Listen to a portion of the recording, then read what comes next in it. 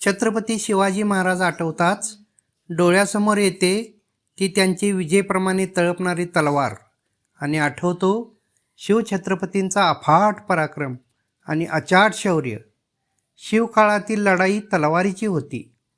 शत्रूकडे सुद्धा तलवारी होत्याच की, पण तलवार उचलावी कधी, तलवार चालवावी कधी आणि तीच तलवार म्यान करावी कधी यासाठीची अचूक वेळ साधणारी गगनभेदी बुद्धिमत्ता मात्र होती फक्त आणि फक्त आपल्या शिवछत्रपतींकडेच. तलवारीने आक्रमण कधी करावे, ढालीने संरक्षण कधी करावे, ढाल तलवार दोन्ही घेऊन सुखरूप कसे परतावे, शत्रूच्या चालींना कात्रजचा घाट कसा दाखवावा, हे चातुर्य होते केवळ छत्रपती शिवरायांकडेच.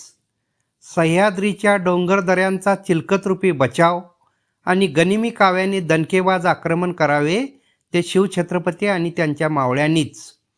छत्रपती शिवरायांचा ढाल तलवारीचा पराक्रम आणि त्याचा योग्य वेळी अचूक वापर करण्याचे बुद्धिचातुर्य यांचा सुरेख संगम म्हणजेच रयतेचे राज्य, स्वराज्य. छत्रपती शिवाजी महाराज की जय.